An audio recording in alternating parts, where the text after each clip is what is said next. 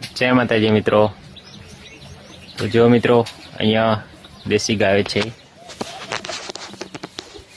જો સરસ ગાયો છે અને આ બાજુ નાની વાછડી છે. જો મિત્રો, કેટલી બધી ગાયો છે.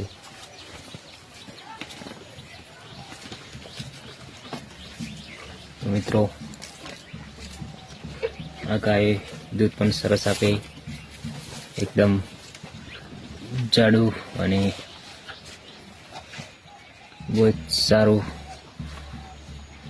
કહેવાય દેશી ગાયનું દૂધ.